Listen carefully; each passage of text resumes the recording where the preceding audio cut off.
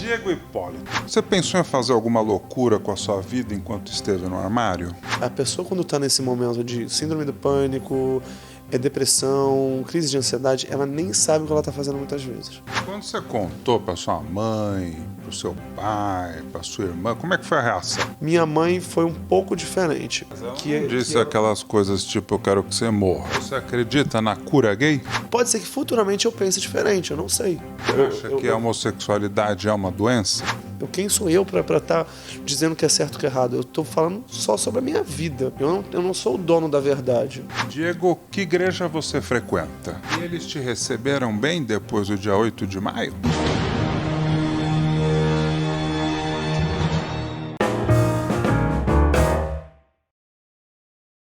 O meu convidado convive com muita pressão nas competições, já teve muitas quedas e contusões e até depressão.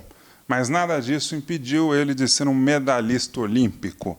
Meu entrevistado já conquistou uma medalha de prata, sendo ela na Olimpíada do Rio de Janeiro em 2016. Ele já ganhou 5 medalhas em mundiais, sendo 2 de ouro, e já recebeu 69 em Copa do Mundo. Meu convidado é um atleta brasileiro que compete em provas de ginástica artística desde 2011. Hoje ele está aqui para abrir o coração e contar muitas histórias inéditas para vocês. Diego Hipólito, seja bem-vindo ao programa de entrevistas Ping Pong com Bonfá. Estou muito honrado, primeiro de tudo, além de tudo, parabéns pelo seu trabalho. Quando você mandou a mensagem, é óbvio que eu ia agendar de conversar com você. Esses tempos têm sido uns dias corridos. Que bom, né, que o pessoal está interessado em saber mais sobre a minha vida, minha carreira. E eu que fico honrado de estar aqui. Antes de começar a entrevista com o Diego Hipólito, um lembrete importante. Inscreva-se no canal agora e ative o sino para você ficar sabendo as outras partes dessa entrevista e dos novos convidados aqui do programa. Isso é muito importante. E isso também é rápido, prático e fácil e não paga nada. Quanto mais inscritos o canal tiver, mais entrevistas eu vou conseguir fazer. Eu conto com vocês. Você pensou em fazer alguma loucura com a sua vida enquanto esteve no armário? Sim, em 2014 eu tive um problema bastante sério. Eu tomei alguns remédios e tentei pular a janela. Isso foi uma coisa muito grave. Só que eu conversei até isso com o meu psiquiatra, que eu falo que por que isso, quando foi exposto, isso é algo por que eu falei da questão também da sexualidade um pouco interligado a isso? Porque tem pessoas que lutam tanto contra quem são e podem nem não ser, e umas podem ter sido influência de alguma coisa, eu não sei. Mas por que você tentou tirar sua própria vida? Porque na época eu estava com muito problema. Eu não sei, a gente não sabe, na realidade, qual que é o motivo do desespero. A pessoa, quando está nesse momento de síndrome do pânico, depressão, crise de ansiedade, ela nem sabe o que ela está fazendo muitas vezes. Então, é por isso que existem pessoas que estudaram para isso, para ajudar. E muitas pessoas me falavam assim, se você começar a tomar remédio e tal, você nunca mais vai parar de tomar. Eu falava assim, olha, eu acredito que eu hoje em dia, no meio do caminho, né, eu estava a qualquer custo, eu ia tomar os remédios porque eu não sabia o que eu estava fazendo, eu estava desesperado. Perdido não num cenário mundo. Eu estava perdido na minha carreira, perdido no meu relacionamento, assim, na época por ter terminado, perdido no que era certo de poder me posicionar. Era uma coisa muito boba, porque eu acho que eu vivi um mundo tão pequeno, e sem ter noção das coisas que aconteciam no mundo afora, que às vezes a gente se pune vivendo uma coisa desse tamanho, né? Tipo, o que eu vivia de grande? Eu conheci o mundo todo, conheci dentro de um hotel, porque eu viajei o mundo inteiro, mas eu não passei o mundo inteiro. Diego, e o que te impediu de tirar sua própria vida? Por que você não se matou? Minha família, né? Ter me segurado, depois disso, um pouco tempo depois, eu fui internado. É uma coisa absurda, né? Pensar que alguém bem sucedido... E depois que eu passei disso tudo, eu fiquei pensando assim, gente, como é que eu podia... Eu, tendo tudo que tenho, conseguido tudo que consegui, sabe? Sendo uma pessoa reconhecida pelo meu próprio trabalho. Então, muitas pessoas, às vezes, sabe, trabalham tanto e não são reconhecidas. Aí eu fiquei pensando, o que é muito claro na minha cabeça. Quando a gente chega num momento de muitas coisas que a mente pira... a gente não sabe o que a gente está fazendo. Então, eu não posso colocar culpa nisso e naquilo. Eu não sei. Como eu sempre falo, eu sou humano, com acertos e erros. Não sabia que você tinha sido internado. Fui em 2014. Muito tempo? Não, foi pouquíssimo tempo. Graças a Deus. Foi, acredito eu, com uns 2 meses. Eu acho que você não sabe, e acho que nem o Brasil sabe disso. Eu não sei se eu já falei isso. É que você sabe o que acontece? Eu vou começando a falar e eu vou lembrando das coisas que aconteceram. Isso na minha biografia tem tudo. E essa internação te fez bem? Fez sim, porque eu tinha um cronograma de remédios para tomar para sair desse período de crise. E eu saí realmente do período de crise. Só que eu não fiz o tratamento até o tempo total. Eu tomei os remédios durante quando eu estava internado e depois mais um mês. Era uma crise de depressão profunda. Sim, exatamente. E aí, e como pode, né? A gente fica pensando, eu fico pensando, como é que pode eu ter chegado a isso? Eu não sei. Então, por isso que eu não julgo mais ninguém. Muita coisa para fazer também, às vezes, é difícil. Muita pressão, às vezes, do seu chefe, muita pressão do trabalho, muita pressão de... são muitas pressões. Muita cobrança. Eu vejo que essas questões até de meta. Eu sou palestrante, eu converso muito com as pessoas sobre metas, né? Porque as pessoas colocam metas. Metas. As famosas metas. Essas famosas metas, às vezes, fazem as pessoas pirarem. Então, a pessoa que está tendo que passar por uma meta, ela tem que tentar ter uma válvula de escape. E o que se tornou a minha válvula de escape depois de alguns anos? Cantar. Porque eu ficava muito estressado com umas outras coisas, eu comecei a viver na Canuto do Val, ali na Santa Cecília. Eu tenho atualmente uns lugares que eu mais ia. Eu chegava, passava tarde lá às vezes, depois do treino, ficava lá até de noite, com a Kalinka e com a Narima, que foram minhas amigas, e ficava lá e cantava a noite depois inteira, tipo de 7 da noite que eu saía do ginásio, mais ou menos, ficava lá até 11 horas da noite. Karaokê?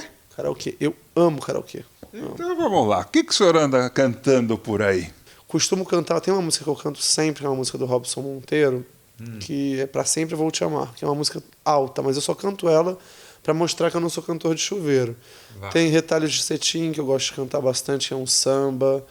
Quer dar uma palhinha? O microfone é seu. Vamos ver então. Pode segurar. Você sabe que cantar assim é capela, né? E assim vou ficar, vai ser assim, pra sempre vou te amar. Agora pra frente todo mundo pergunta, eu cansei todos os meus sonhos relacionados à ginástica, ainda treino, mas o meu sonho é um dia cantar com a Ivete. E eu conheço e tal, mas eu nunca falei nada com ela sobre isso. Vamos ver se futuramente, quem sabe um dia... Canta uma da Ivete. Pra que falar se você não quer me ouvir? Fugir agora não resolve nada. Às vezes a distância ajuda, mas essa tempestade um dia vai acabar. Eu gostei. Mas eu não cantei bem, não. Esses dias eu tenho... isso é legal falar. Eu tenho ido muito a fono, porque nesse período que eu fiquei com a síndrome do pânico, eu perdi minha voz, literalmente. Eu fiquei praticamente um ano sem voz nenhuma. E aí eu comecei a trabalhar com a Bia, com a minha fono, porque eu achei que eu ia ter que operar minhas cordas vocais. Eu estava com 3 calos nas cordas vocais. Uau. E por sinal ainda estou com 1. Mas vai passar. Vai, mas agora eu estou trabalhando isso. Eu tenho visto... Acho que tudo coopera um pouco quando a gente está muito estressado ou com muito problema. Por isso que eu falo, essa questão da sexualidade, de tudo, as pessoas têm que elas têm que ter livre-arbítrio para fazerem o que têm vontade, têm que ser livres. Se elas perceberem que estão no caminho errado, mudar o caminho para o caminho certo. Mas eu percebi que nada me valeu tanta cobrança excessiva que eu tive comigo. E o que valeu só foi ter me tornado uma pessoa muito forte. As pessoas sempre, por essas coisas que eu passei, as pessoas têm um rótulo de falar, mas o Diego é assim, o Diego é aquilo.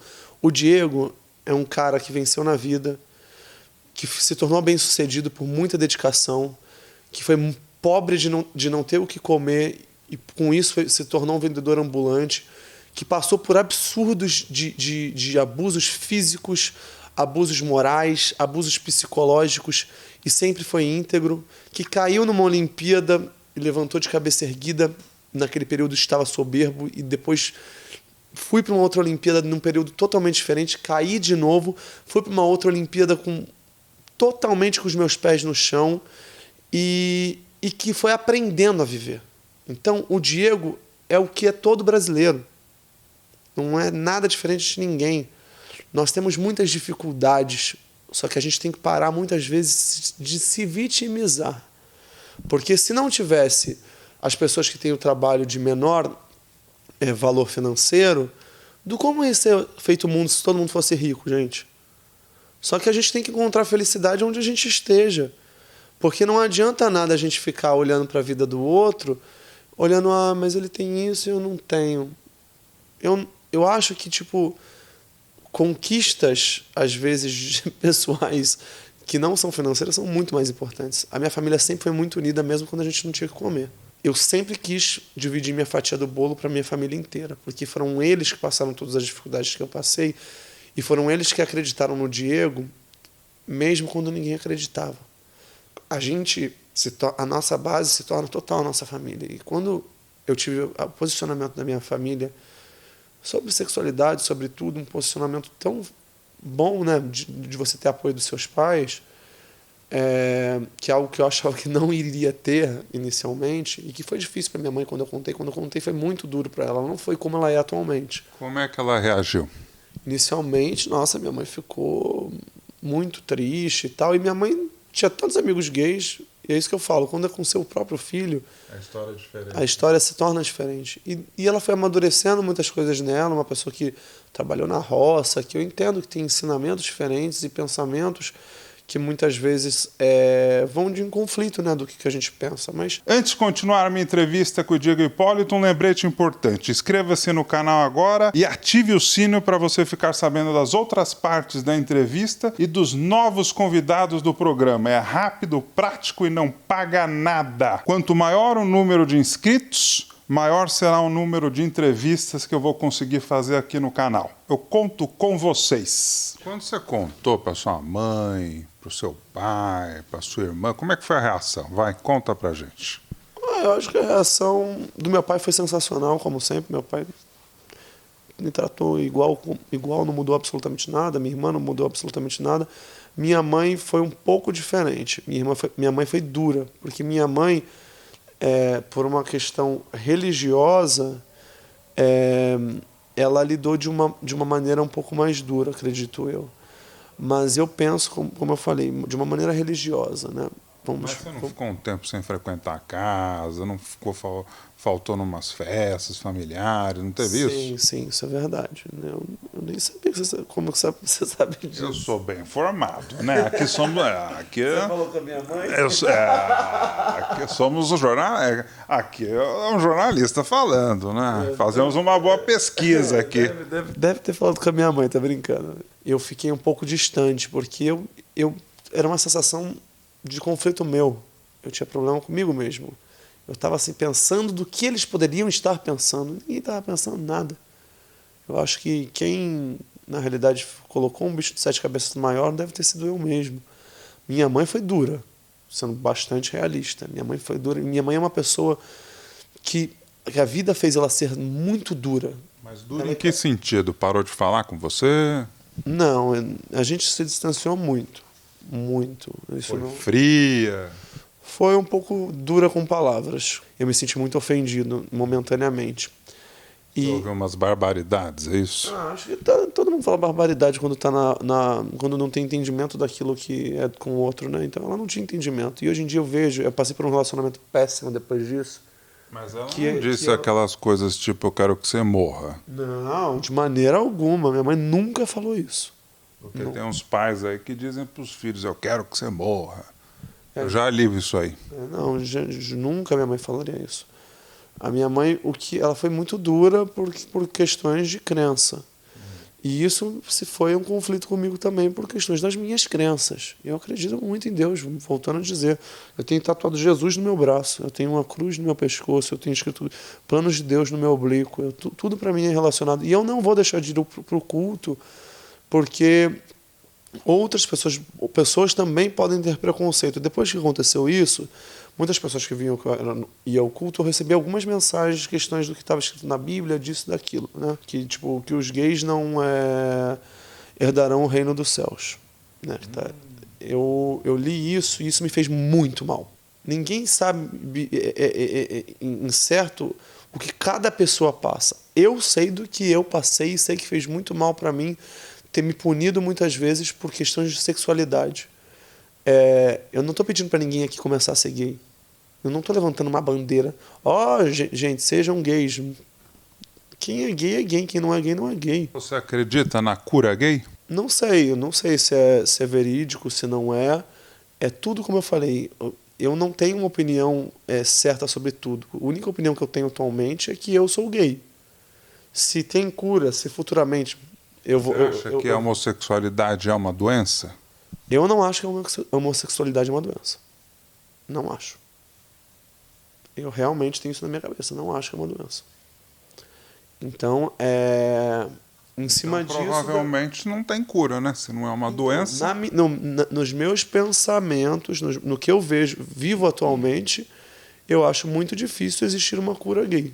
Eu acho muito difícil, mas eu não julgo quem acha que existe. Quem sou eu para estar dizendo que é certo ou que é errado? Eu estou falando só sobre a minha vida. Eu não sou o dono da verdade. O que eu acho é que, se futuramente... Pode ser que futuramente eu pense diferente, eu não sei. Diego, que igreja você frequenta? Bola de Neve. Bola de Neve. Por sinal, o culto era hoje. E eles te receberam bem depois do dia 8 de maio?